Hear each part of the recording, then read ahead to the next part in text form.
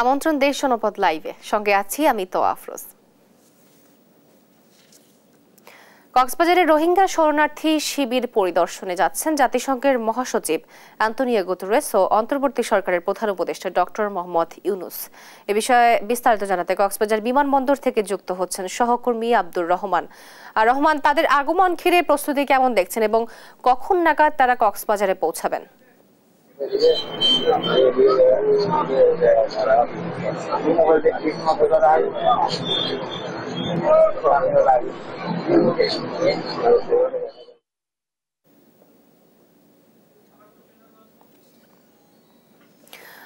রহমান, তাদের আগমন ঘিরে প্রস্তুতি কেমন দেখছেন সেখানে এবং কখন নাগাদ কক্সবাজারে পৌঁছাবেন তারা? কি তথ্য আছে আপনার কাছে?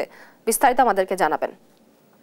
তোহা, আপনি জানেন আজকে কক্সবাজারের দুজন বরেণ্য ব্যক্তি কক্সবাজারে আসতেছেন। একজন হলো মাননীয় প্রধান উপদেষ্টা ডক্টর মোহাম্মদ ইউনুস, আর একজন জাতীয় সংঘের মহাসচিব অ্যান্তোনিও গুতেরেস। আসলে এটি গুতেরেসের দ্বিতীয় সফর কক্সবাজারে। উনি 1918 সালে একবার এসেছিলেন রোহিঙ্গা ক্যাম্প পরিদর্শনে, এবং ডক্টর মোহাম্মদ ইউনুসের আজকে প্রথম সফর। আপনি জেনে আজকে গুতেরেস এবং ডক্টর ইউনুস একসাথে ঢাকা থেকে 11:30 নাগাদ বিমানে কক্সবাজার বিমানবন্দরে আসার কথা রয়েছে। আমরা যতটুকু জেনেছি দুজনে একসাথে কক্সবাজারে আসবেন এবং এসে উনি কক্সবাজারের টার্মিনাল যেটি নতুন নির্মিত হয়েছে সেটি উনি ঘুরে দেখবেন, এবং এশিয়ার মধ্যে বৃহত্তম আশ্রয়ন প্রকল্প যেটি কুরুশকুলে অবস্থিত, প্রায় 2 থেকে 3 হাজার লোকের যে আবাসন সেটি উনি পরিদর্শন করবেন। এবং ওখান থেকে উনি কক্সবাজারের বিশিষ্টজনদের সাথে, বিশেষ করে পর্যটন যেহেতু শহরের বিভিন্ন সমস্যা সম্ভাবনা নিয়ে স্টক হোল্ডারদের সাথে কথাবার্তা বলবেন, এবং ওখান থেকে ওনারা একসাথে আবার রোহিঙ্গা ক্যাম্পে যাওয়ার জন্য প্রস্তুতি নেবেন।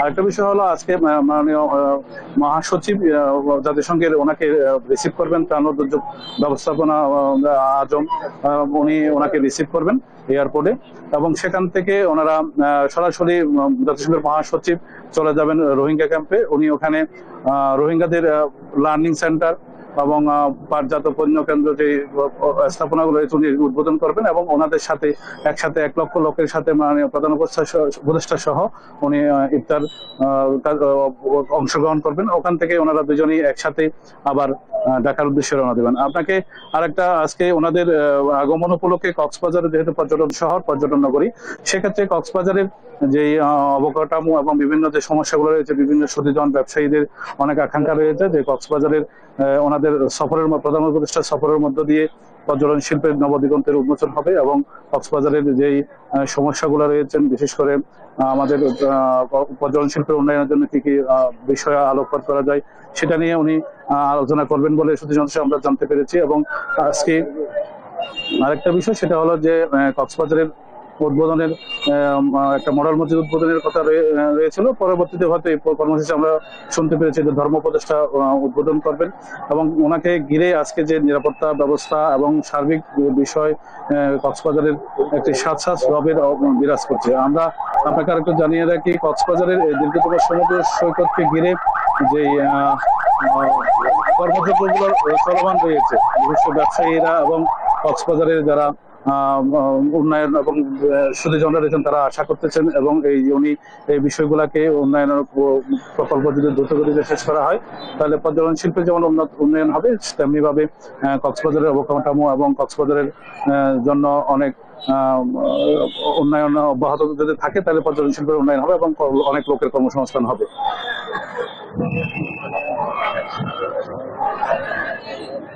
জি, এই ছিল আমার কাছে সর্বশেষ। এই ছিল কক্সবাজার বিমানবন্দর থেকে সেখানকার সর্বশেষ পরিস্থিতি সম্বন্ধে জানাচ্ছিলেন আমাদের সহকর্মী আব্দুর রহমান। কক্সবাজারে রোহিঙ্গা শরণার্থী শিবির পরিদর্শনে আসছেন জাতিসংঘের মহাসচিব অ্যান্তোনিও গুতেরেস, অন্তর্বর্তী সরকারের প্রধান উপদেষ্টা ডক্টর মোহাম্মদ ইউনুস। এ বিষয়ে সর্বশেষ জানাতে উখিয়া থেকে যুক্ত হচ্ছেন সহকর্মী সাইফুল রিপন। সাইফুল, রোহিঙ্গা ক্যাম্পে প্রস্তুতি কেমন দেখছেন এবং সেখানে কি কর্মসূচি রয়েছে জানাবেন বিস্তারিত। উখিয়ার রোহিঙ্গা ক্যাম্পের যে পরিদর্শন কর্মসূচি রয়েছে আজকে প্রধান উপদেষ্টা ডক্টর মোহাম্মদ ইউনুস এবং জাতিসংঘের মহাসচিব অ্যান্তনিও গুতেরেসের তাদের এই পরিদর্শনকে কেন্দ্র করে ইতিমধ্যেই কিন্তু এই রোহিঙ্গা ক্যাম্প এলাকাটি নিশ্ছিদ্র নিরাপত্তা বলয়ে কিন্তু নিশ্চিত করা হয়েছে এবং বিভিন্ন স্তরের কয়েক স্তরের নিরাপত্তা ব্যবস্থা নিশ্চিত করা হয়েছে। ইতিমধ্যেই যেসব এলাকা প্রধান উপদেষ্টা পরিদর্শন করবেন সেই পরিদর্শন করার যেই স্থলগুলো সেই স্থলগুলোতে পর্যাপ্ত সংখ্যক নিরাপত্তা বাহিনীর এবং আইন শৃঙ্খলা বাহিনীর সদস্য মোতায়েন করা হয়েছে এবং আমরা এই মুহূর্তে রয়েছি রোহিঙ্গা কালচারাল মেমোরি সেন্টার, যেখানে রোহিঙ্গা শরণার্থী শিবিরে অবস্থিত যারা বসবাসরত, যারা বিভিন্ন কাজের যারা পারদর্শিতা রয়েছে, কুটির শিল্পে, কাঠের শিল্প, মৃৎশিল্প সহ বিভিন্ন শিল্পে যাদের পারদর্শিতা রয়েছে তাদের কর্মকাণ্ড নিয়ে কিন্তু একটি প্রদর্শনীর ব্যবস্থা করা হয়েছে এবং অন্তর্বর্তী সরকারের প্রধান উপদেষ্টা ডক্টর মোহাম্মদ ইউনুস কিন্তু এই প্রদর্শনীটি পরিদর্শন করবেন এবং আমরা বিভিন্নভাবে বিভিন্ন সূত্র থেকে জানতে পেরেছি যে এছাড়াও এখানকার যারা কমিউনিটির যারা নেতারা রয়েছেন তাদের সাথে আলাপ করবেন এবং আন্তর্জাতিক সংস্থাগুলোর পক্ষ থেকে তারা জানার চেষ্টা করবে যে রোহিঙ্গা প্রত্যাবাসনের ক্ষেত্রে কি কি ধরনের সমস্যা আসলে বাংলাদেশ মুখোমুখি হচ্ছে এবং আপনি জানেন যে গেল 8 বছরে প্রায় 13 লাখ রোহিঙ্গা শরণার্থী বাংলাদেশে অবস্থান নিলেও এখন পর্যন্ত কিন্তু কোনো রোহিঙ্গা শরণার্থীকে এখনো প্রত্যাবাসন করা নিশ্চিত করা সম্ভব হয়নি এবং সেই প্রত্যাবাসন নিশ্চিত করার জন্য কি কি করণীয় সেই বিষয়গুলো নিয়ে কিন্তু আরো বিস্তারিত জেনে যেতে পারেন জাতিসংঘের মহাসচিব অ্যান্তনিও গুতেরেস এবং তার এই সফরকে কেন্দ্র করে ইতিমধ্যে কিন্তু যারা বাংলাদেশের যারা মানুষ রয়েছেন এবং রোহিঙ্গা কমিউনিটির যারা জনগোষ্ঠী রয়েছে তারা কিন্তু একটা নতুন আশার আলো দেখতে পাচ্ছেন, যে যেটি অন্ধকারে পড়েছিল, যে দীর্ঘ 8 বছরেও কোনো রোহিঙ্গা প্রত্যাবাসনের সুযোগ হয়নি, সেই সুযোগটি আবার নতুন করে তৈরি হয় কিনা সেই প্রত্যাশায় কিন্তু তারা রয়েছেন। এবং আপনি জানেন যে রাখাইন এলাকায় যে বিভিন্ন সহিংসতার ঘটনায় যে অস্থিরতা বিরাজ করছে, সেই অস্থিরতার কারণে কিন্তু বাংলাদেশ সীমান্তবর্তী এলাকাতেও একটি উত্তেজনাকর পরিস্থিতি কাজ করছে এবং সেই সীমান্তের নিরাপত্তা নিশ্চিত করাও একটি বড় গুরুত্বপূর্ণ বিষয় হয়ে দাঁড়িয়েছে, যেটি এই জাতিসংঘের মহাসচিবের এই সফরের মধ্য দিয়ে কিন্তু সেটিও একটি গুরুত্বের মধ্যে আসবে। এছাড়া বাংলাদেশে যেই বিপুল সংখ্যক রোহিঙ্গা শরণার্থী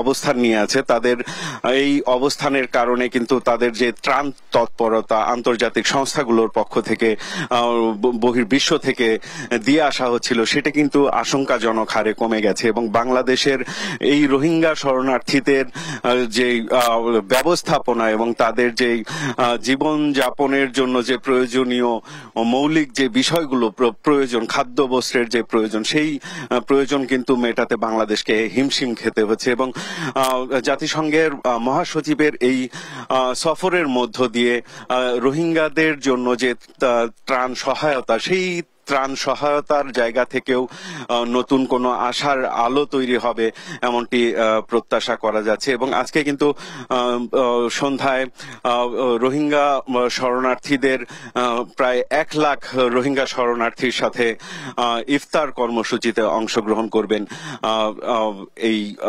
অন্তর্বর্তী সরকারের প্রধান উপদেষ্টা ডক্টর মোহাম্মদ ইউনুস এবং এই জাতিসংঘের মহাসচিব অ্যান্তনিও গুতেরেস। এবং ইতিমধ্যেই কিন্তু তাদের এই সফরকে কেন্দ্র করে সামগ্রিকভাবে যেই নিরাপত্তা ব্যবস্থা এই ক্যাম্প এলাকায়, সেই নিরাপত্তা ব্যবস্থা কিন্তু নিশ্চিত করা হয়েছে এবং যেই সব জায়গাগুলো প্রধান উপদেষ্টা এবং জাতিসংঘের মহাসচিব পরিদর্শন করবে সেই সব এলাকাগুলো নিশ্ছিদ্র নিরাপত্তা বলয়ের মধ্যে নিয়ে আসা হয়েছে।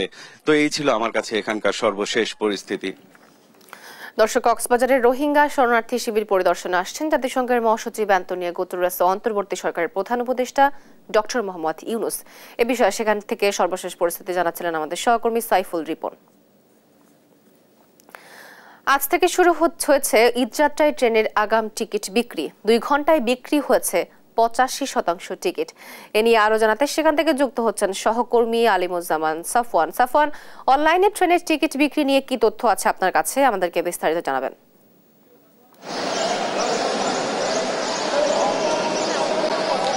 এই মুহূর্তে আমরা কমলাপুর রয়েছে এবং অনলাইনে টিকিট বিক্রির কথা যেমনটি বলছিলেন যে কিছুক্ষণ আগে এখানকার যে স্টেশন ম্যানেজার রয়েছে তার সাথে আমাদের কথা হয়েছে। তিনি জানিয়েছেন আজ সকাল 8টা থেকে শুরু হওয়া টিকিট বিক্রি সকাল 10টা পর্যন্ত যে তথ্য, এটি হচ্ছে অনলাইনে 2 ঘন্টায় 85% টিকিট কিন্তু বিক্রি হয়ে গিয়েছে। এবং তার কাছে আমরা জানতে চেয়েছিলাম যে অনলাইনে বরাবর যে অভিযোগটি থাকে যে যাত্রীরা আসলে টিকিট পান না, কালোবাজারি হয়ে যায়, তো তিনি বলছেন যে সেই রকম কোনো অভিযোগ এখন পর্যন্ত কিন্তু আসেনি এবং টিকিট শেষ হয়ে যাওয়ার যে বিষয়টি, যে সাথে সাথে অনলাইনে যখন টিকিট বিক্রি শুরু হয় তখন কিন্তু টিকিটটি শেষ হয়ে যায়, তো এমনও কিন্তু হয়নি। এখনো পর্যন্ত কিন্তু অনলাইনে টিকিট পাওয়া যাচ্ছে কিছু কিছু জায়গায়, তো আমরা সেটি কিন্তু দেখতে পেরেছি। এছাড়া তিনি জানিয়েছে যে ঈদকে কেন্দ্র করে সারা দেশে কিন্তু 43টি আন্তনগর ট্রেন এটি কিন্তু চলবে। এছাড়া এর পাশাপাশি যে মেল ট্রেন রয়েছে সেগুলো চলবে। এছাড়া স্পেশাল ট্রেন সেগুলো কিন্তু রেলওয়ের পক্ষ থেকে ব্যবস্থা করা হয়েছে।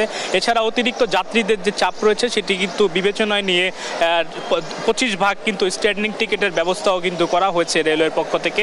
তো রেলওয়ে আসলে চাচ্ছে যে এই বছর যাত্রীদের যতটা নির্বিঘ্নে তাদের গন্তব্যে পৌঁছে দেওয়া যায় সেটি করার জন্য। কিন্তু তিনি স্টেশন ম্যানেজার তিনি যেটি বলছেন যে তাদের প্রতিদিন আসলে রেলওয়েতে যাত্রী ধারণ ক্ষমতা বা সেবা দেওয়া সম্ভব হচ্ছে 55,000, কিন্তু তারা বলছেন যে তাদের আসলে সব মিলিয়ে যে চাহিদা সেটি কিন্তু 6 লাখেরও বেশি। সুতরাং এত সংখ্যক যাত্রীদেরকে আসলে এই সেবা কিন্তু কতটুকু দিতে পারবেন সেটি তারা নিশ্চিত নয়। তাছাড়া তারা বলছেন যে রেল ভ্রমণ কিন্তু সবসময় একটি আনন্দদায়ক ভ্রমণ এবং এখানে যাত্রাপথে কোনো ভোগান্তি ছাড়াই যাত্রীরা চলাচল করতে পারে, যার কারণে সবসময় রেলকেই তারা বেছে নেন আসলে যাত্রা করার জন্য। তো সুতরাং তাদের পক্ষে আসলে 6 লাখ যাত্রীকে প্রতিদিন আসলে সেবা দেওয়া সম্ভব হবে না, এমনটি তারা বলছেন। এছাড়া কালোবাজারি সেটি কিন্তু রোধ করার জন্য তারা ওটিপির ব্যবস্থা করেছেন এবছর। ওটিপিও দিতে হবে, পাশাপাশি জাতীয় পরিচয়পত্র সেটিও কিন্তু দিতে হবে।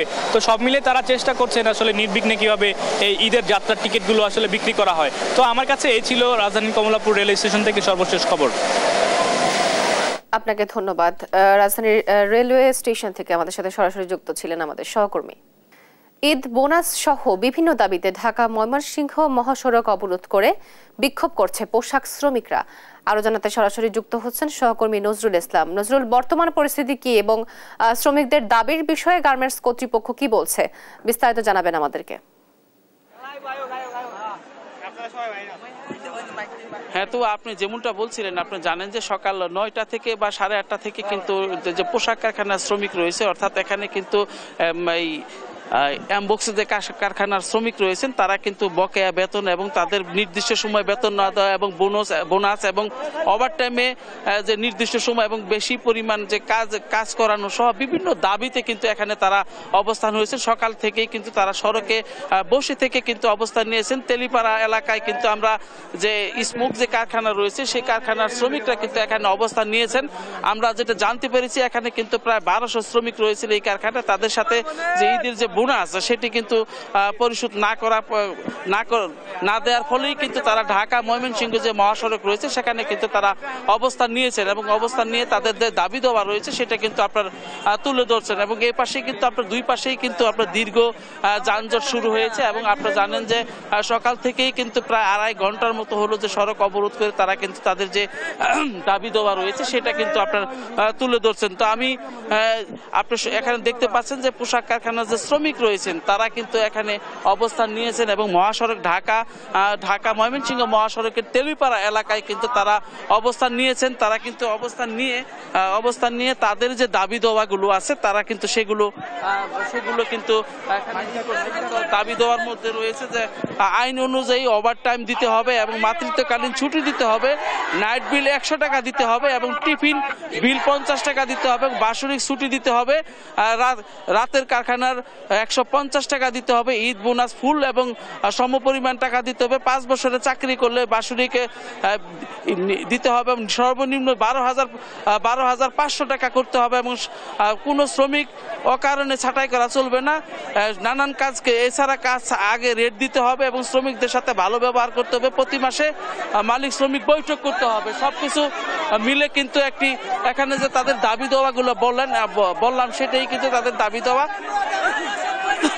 এখানে কিন্তু সেই দাবি দেওয়া নিয়ে কিন্তু যে সাধারণ যে শ্রমিক রয়েছেন তারা কিন্তু অবস্থান নিয়েছেন। আমরা যদি এই ব্যাপারে কথা বলার চেষ্টা করব যে এখানে যারা শ্রমিক রয়েছেন তাদের সাথে কিন্তু আমরা কথা বলার চেষ্টা করব যে এখানে যারা রয়েছেন তারা কিন্তু তাদের যে দীর্ঘদিনের যে দাবি রয়েছে। আপনার এখানে কিসের আপনারা বিক্ষোভে দাঁড়িয়েছেন?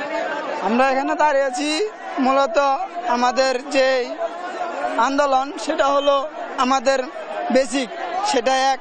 দ্বিতীয়তে আমাদের এই হিসাব সরকার যারা আছে এরা কথা মানে না। তারপরে এই নাইট বিল এটা সমস্যা, পরে শুক্রবারে ডিউটি যেটা নিয়মে নাই সেটা আমাদেরকে করায়, আমরা করতে বেতন। তো এই ছিল তাদের নানা যে দাবিগুলো, 10-15টি দাবির একটি কাগজ আমরা দেখতে পেলাম তাদের হাতে, সবার হাতে হাতেই রয়েছে। তারা কিন্তু চাচ্ছেন যে মানে প্রতি মাসে নির্দিষ্ট সময়ে বেতন এবং যা কিছু নিয়ম আছে, অর্থাৎ একজন শ্রমিককে যে সমস্ত দাবি দেওয়াগুলো আছে সেই সমস্ত দাবিগুলো পূরণ করলেই তারা সড়ক থেকে উঠে আসবেন, এইরকমটাই কিন্তু জানিয়েছেন। তো আমি সবকিছু মিলে কিন্তু এই ছিল গাজীপুর তেলিপাড়া এলাকা থেকে সর্বশেষ। দর্শক, ঈদ বোনাস সহ বিভিন্ন দাবিতে ঢাকা ময়মনসিংহ মহাসড়ক অবরোধ করে বিক্ষোভ করছে পোশাক শ্রমিকরা। এ বিষয়ে বিস্তারিত জানাচ্ছিলেন আমাদের সহকর্মী নজরুল ইসলাম। ছুটির দিনে নিত্যপণ্যের বাজার পরিস্থিতি জানাতে এই মুহূর্তে রাজধানীর কাউরান বাজার থেকে যুক্ত হচ্ছেন সহকর্মী তারেক মাহমুদ সুজন। সুজন, ছুটির দিনে সবজির দরদাম কেমন দেখছেন, বিস্তারিত আমাদেরকে জানাবেন।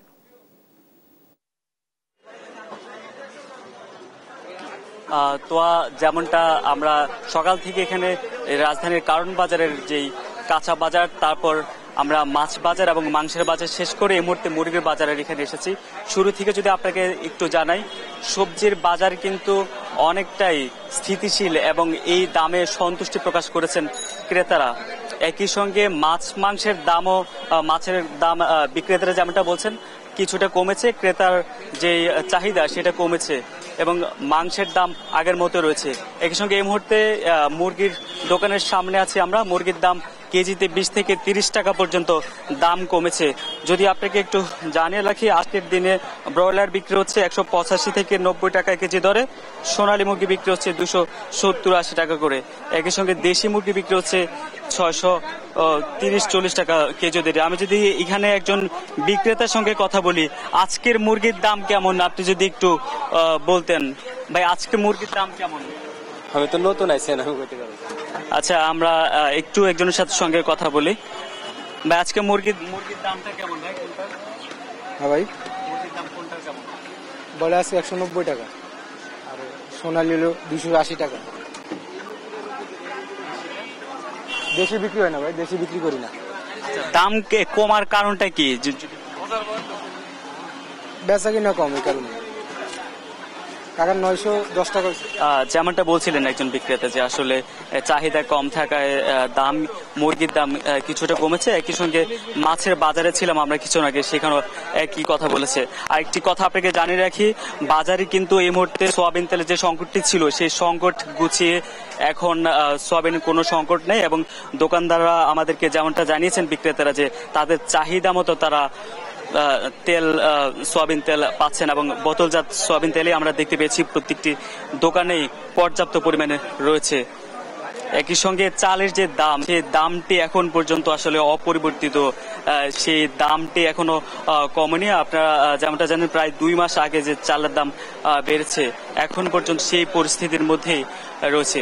তবে সার্বিকভাবে যদি বলতে চাই যে কাঁচা বাজার হতে শুরু করে মাছের এবং মাংস এবং মুরগির বাজার সবকিছুতেই কিন্তু ক্রেতারা সন্তুষ্টি জানিয়েছেন এবং তারা যেমনটা জানিয়েছেন এই প্রথম অন্যান্য রোজার থেকে এবার জিনিসপত্রের দাম কিন্তু অনেক কম। তো এ ছিল রাজধানীর কারণ বাজার থেকে আমার কাছে সর্বশেষ।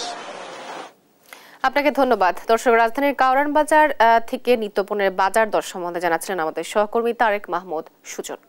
ভোলার হাসপাতালগুলোতে বেড়েছে নিউমোনিয়া আক্রান্ত রোগীর সংখ্যা। শয্যা সংকটে মেঝেতেই চিকিৎসা নিচ্ছেন অনেকেই। আরো জানাতে সরাসরি যুক্ত হচ্ছেন সহকর্মী ছোটন সাহা। ছোট, রোগের চাপ সামলাতে হাসপাতাল কর্তৃপক্ষ কি ব্যবস্থা নিচ্ছে জানাবেন বিস্তারিত আমাদেরকে। তো আমি রয়েছি ভোলার 250 শয্যার জেনারেল হাসপাতাল। এটি সহ ভোলায় হাসপাতাল রয়েছে 6টি, অর্থাৎ 18 লাখ মানুষের জন্য যে চিকিৎসা সেবা সেগুলো এই হাসপাতালগুলো থেকে হয়ে থাকে। তবে এই যে বেশ কিছুদিন ধরে যে সমস্যাটি তৈরি হয়েছে আবহাওয়া পরিবর্তনের কারণে শিশুদের কিন্তু নিউমোনিয়া আক্রান্ত শিশুদের সংখ্যা বেড়েছে এবং হাসপাতালগুলোতে রোগীদের চাপ এতটাই বেশি যে আসলে একটি বেডে গড়ে আপনার 2 থেকে 3 জন তো চিকিৎসা নিচ্ছেনই, পাশাপাশি যে খালি স্থানগুলো রয়েছে বিশেষ করে মেঝে রয়েছে, এই মেঝেতেও কিন্তু রোগীদের ভয়াবহ চাপ এবং বলা যায় আপনি দেখতে পাচ্ছেন ক্যামেরার মাধ্যমে এখানে আসলে তিল ধারণের ঠাঁই নেই। যে যেখানে পারছেন তাদের সন্তানদেরকে নিয়ে অবস্থান করছেন এবং এই চাপ কিন্তু বেড়ে যাচ্ছে। আজকে আমরা যতটুকু জেনেছি এই 250 শয্যার হাসপাতালে কিন্তু এখন পর্যন্ত 130 জন রোগী রয়েছেন শিশু এবং এটি যেহেতু আপনার 60টি বেড রয়েছে শিশুদের জন্য, কিন্তু এই অতিরিক্ত অর্থাৎ ধারণ ক্ষমতার প্রায় 3 গুণের কাছাকাছি রোগী রয়েছে। আমরা একজন সিস্টারের নার্সের সাথে কথা বলবো, জানতে চাইবো আপনাদের রোগীদের চাপ কেন বাড়লো আর সেবা দিতে গিয়ে কোনো অসুবিধা হচ্ছে কিনা। আসসালামু আলাইকুম। আমাদের রোগীর চাপ বাড়ার কারণ হচ্ছে আবহাওয়া চেঞ্জ। সকালে দিনে গরম, রাত্রে ঠান্ডা, এতেই বাচ্চাদের ঘামে ঠান্ডা লাগে এবং তার থেকেই নিউমোনিয়া হয়। এই জন্যই আমাদের রোগীর বাড়া কারণ। আর হয়েছে আমাদের লোকবল অনেক কম, কিন্তু আমরা চেষ্টা করি রোগীর যথেষ্ট সেবা দেওয়ার, কিন্তু আমাদের সেবা দিতে অনেক কষ্ট হয়, তারপর আমরা চেষ্টা করি রোগীর সেবা দেওয়ার জন্য। ধন্যবাদ। তোহা, যেমনটি শুনছিলেন যে এই রোগীর চাপ বেড়ে যাওয়ার ফলে কিন্তু চিকিৎসক এবং নার্সদের কিন্তু ভয়াবহ কষ্ট হচ্ছে এবং তারা অনেকটাই দুর্ভোগে করছেন। একদিকে যেমন জনবল সংকট রয়েছে, অন্যদিকে রোগীদের যে চাপ সেটি বেড়েছে। আমরা যতটুকু জেনেছি গত এক সপ্তাহে কিন্তু পুরো জেলায় 257 জন রোগী কিন্তু নিউমোনিয়া আক্রান্ত হয়েছেন এবং যাদের মধ্যে 2 জন শিশুর মৃত্যু হয়েছে এবং আমরা আরও জেনেছি যে গত এক মাসে এর সংখ্যা দাঁড়িয়েছে 1089 জনে এবং যাদের মধ্যে 3টি শিশুর মৃত্যু হয়েছে এই নিউমোনিয়া আক্রান্ত ফলে। তো নিউমোনিয়া আক্রান্ত যেহেতু বেড়ে গেছে সেই হিসাবে যারা রোগীর অভিভাবক রয়েছেন, স্বজন রয়েছেন, তারা কিন্তু অনেকটাই আতঙ্কিত অবস্থায় রয়েছেন, তারা অনেকটাই ভয় পাচ্ছেন এই রোগটি নিয়ে। তবে চিকিৎসকরা আমাদেরকে বলছিলেন যে এটি নিয়ে আসলে আতঙ্কিত হওয়ার কিছু নেই, তাদের সচেতন হতে হবে এবং একই সাথে শিশুদের যাতে ঠান্ডা না লাগে সেই বিষয়টি লক্ষ্য রাখার জন্য চিকিৎসকরা বলছিলেন এবং যত্ন হওয়ার ব্যাপারে আরও বেশি আহ্বান তারা কিন্তু জানিয়েছেন। তো এ ছিল আমার কাছে বলা থেকে শিশুদের নিউমোনিয়া আক্রান্ত বেড়েছে আবহাওয়ার পরিবর্তনে, তা নিয়ে সর্বশেষ তথ্য। ধন্যবাদ আপনাকে। ভোলার হাসপাতালগুলোতে বেড়েছে নিউমোনিয়া আক্রান্ত রোগীর সংখ্যা। এ বিষয়ে বিস্তারিত জানাচ্ছিলেন আমাদের সহকর্মী ছোটন সাহা। চরম বেহাল দশা যশোর ঝিনাইদহ মহাসড়কের, প্রতিনিয়ত সৃষ্টি হচ্ছে যানজট। এ নিয়ে আরো জানাতে সরাসরি যুক্ত হচ্ছেন সহকর্মী মেহেদি হাসান সবুজ। সবুজ, রাস্তা সংস্কারে কর্তৃপক্ষ কোনো ব্যবস্থা নিচ্ছে কি তথ্য আছে আপনার কাছে জানাবেন। তোহা, আমি যে রাস্তাটিতে দাঁড়িয়ে আছি আমার পেছনে কিন্তু একটি রাস্তার সংস্কারের কাজ চলছে। সাইনবোর্ডটিতে লেখা আছে যে রিপেয়ারিং কাজ, কিন্তু আসলে এটি কিন্তু মহাসড়ক। কোনো মহাসড়কে ইট ফেলে রিপেয়ারিং করা হয়, এই দৃশ্যটি কিন্তু আসলে আমার মনে হয় বাংলাদেশে বিরল। এই রাস্তাটি যেটি দাঁড়িয়ে আছে এটি হচ্ছে দক্ষিণবঙ্গের চলাচলের একমাত্র রাস্তা হিসেবেই এটি কিন্তু গণ্য করা হয়। আমার বিপরীত পাশে সেটি কিন্তু রাজশাহী, পাবনা, কুষ্টিয়ার যে মহাসড়ক সেদিকে চলে গেছে এবং আমার উল্টা দিকে কিন্তু মংলা, খুলনা এবং বাগেরহাটের যে রাস্তা যশোর সেই রাস্তাটি। সুতরাং এই রাস্তাটি আসলে কতটুকু ভালো হবার কথা এবং কি অবস্থায় আছে সেটি কিন্তু আমি যদি একটু দেখাই। এই রাস্তাটি এখন যে অবস্থানে দাঁড়িয়ে আছে সেটি হচ্ছে যে ঝিনাইদহের বিষয়খালী নামক স্থানে। এটি আসলে সম্প্রতি আজ থেকে 4 বছর আগে যে 6 লেন প্রকল্প চালু হয়েছে যশোর ঝিনাইদহ, সেই 6 লেন প্রকল্পের আওতায় এই সড়কটি, কিন্তু 4 বছর অতিবাহিত হলেও এখন পর্যন্ত কিন্তু সড়কটির দৃশ্যমান কোনো কাজ অগ্রগতি লক্ষ্য করা যায়নি জানি ঈদকে সামনে রেখে তড়িঘড়ি করে কিন্তু এইভাবেই মহাসড়কের উপরে ইট ফেলে রাস্তার সাময়িক চলাচলের যে ব্যবস্থা সেটি কিন্তু করা হচ্ছে আমরা দেখতে পাচ্ছি। এবং এই চিত্রটি কিন্তু আমি যেখান থেকে ভিডিও করছি শুধু এখানেই নয়, এই চিত্রটি ঝিনাইদহ যশোর মহাসড়কের 47 কিলোমিটারের বেশিরভাগ জুড়েই। এই অবস্থা থেকে আসলে উত্তরণ ঘটানোর ক্ষেত্রে 6 লেন প্রকল্পের যে কাজ আছে সেই কাজটি দ্রুত শেষ করতে হলে এখনো 4 থেকে 5 বছর সময় লাগবে। সেই ক্ষেত্রে আসলে ভবিষ্যৎ কি এই রাস্তাটির, এটি কিন্তু এখন পর্যন্ত কর্তৃপক্ষ বা জেলা প্রশাসকের পক্ষ থেকে তেমন কোনো কিন্তু সহজ উত্তর আমাদেরকে দিতে পারে নাই। যদিও আমি যেটা এখন এই মুহূর্তে দেখতে পাচ্ছেন এটি কিন্তু আসলে সাময়িক চলাচলের জন্য কিন্তু ইট পাতা হচ্ছে, এটাই মহাসড়ক, যেটি আমি আগে জানিয়েছি।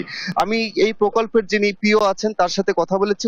ওনাদের যে মানে আমাদেরকে যেটি জানাচ্ছেন সেটি হচ্ছে যে জমি অধিগ্রহণ এবং বিভিন্ন আইনি জটিলতার কারণে 6 লেন প্রকল্প এখনো চালু করতে পারেনি। সেক্ষেত্রে কবে তারা 6 লেন প্রকল্প চালু করবে এবং শেষ করবে এরও কিন্তু কোনো সদ উত্তর উনি আমাদেরকে দিতে পারেনি।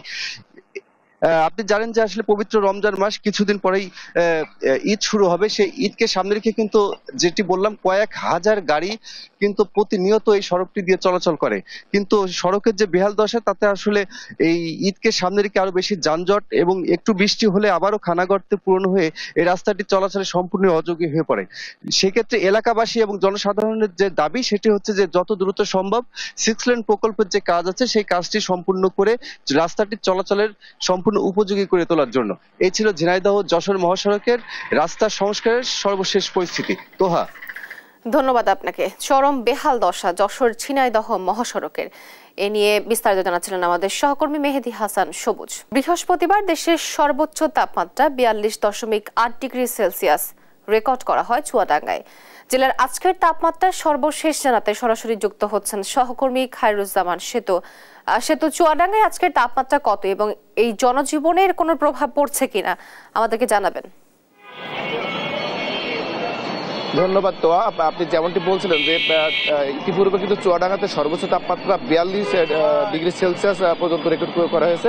এই তো গত বছরে আর কি এই চলতি মৌসুমে কিন্তু গতকালকে কিন্তু চুয়াডাঙ্গাতে সর্বোচ্চ তাপমাত্রা রেকর্ড করা হয়, সেটা হচ্ছে 37 ডিগ্রি সেলসিয়াস। সেই তাপমাত্রা কিন্তু আজকেও কিন্তু অব্যাহত থাকবে বলে আমাকে জানিয়েছে আবহাওয়া অফিস। আবহাওয়া অফিস আরও জানিয়েছে যে সামনের সপ্তাহ থেকে কিন্তু তাপমাত্রা আরও বাড়তে পারে।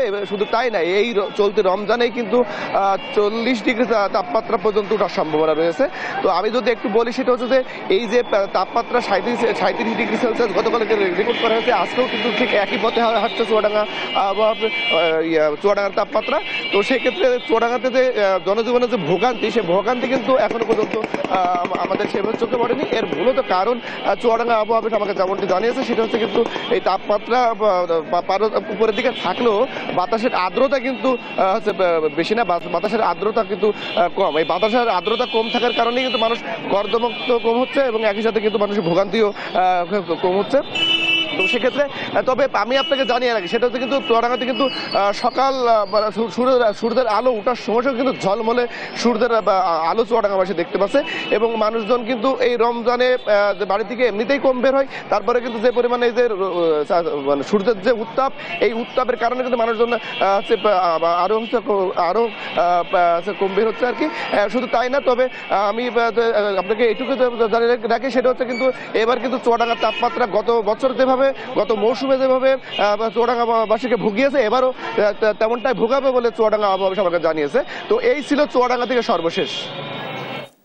আপনাকে ধন্যবাদ। চুয়াডাঙ্গা জেলার আজকের তাপমাত্রা সর্বশেষ খবরাখবর জানাচ্ছিলেন আমাদের সহকর্মী খায়রুজ্জামান সেতু। আন্তর্জাতিক নদীকৃত্য দিবস উপলক্ষে কিশোরগঞ্জে অনুষ্ঠিত হচ্ছে আলোচনা সভা। আলোচনাতে সরাসরি যুক্ত হচ্ছেন সহকর্মী তোফায়েল আহমেদ। তোফায়েল, আলোচনা সভায় কারা অংশগ্রহণ করছে এবং বিস্তারিত কি তথ্য রয়েছে জানাবেন। জি তো ধন্যবাদ। আসলে আজকে জানেন যে সারা দেশে কিন্তু আন্তর্জাতিক যে নদী দিবস সেটি কিন্তু পালিত হচ্ছে। তার ধারাবাহিকতা কিশোরগঞ্জেও কিন্তু যে আন্তর্জাতিক নদী দিবসের যে আনুষ্ঠানিকতা সেটি কিন্তু চলছে। এবার কিন্তু আসলে আপনারা জানেন কিশোরগঞ্জের যেই নদীগুলো রয়েছে, কিশোরগঞ্জ হাওর নদীর জেলা কিন্তু কিশোরগঞ্জ। আমরা আসলে যেমনটি দেখেছি কিশোরগঞ্জের প্রায় নদীগুলোই কিন্তু এখন কিন্তু দখল দূষণে কিন্তু মৃত প্রায়। আমার ঠিক পেছনে কিন্তু দেখতে পাচ্ছেন যে নরসুন্দা নদীটি রয়েছে সেটি কিন্তু এখন অনেক অনেকটা মৃত প্রায়, এবং তারই নাব্যতা ফিরিয়ে আনার দাবিতে কিন্তু আজকে রিভার বাংলার যে সংগঠনটি রয়েছে তারই আয়োজনে কিন্তু আজকের যে আলোচনা সভা এবং যে নদী রক্ষার দাবিতে যে সমাবেশ অনুষ্ঠিত হচ্ছে।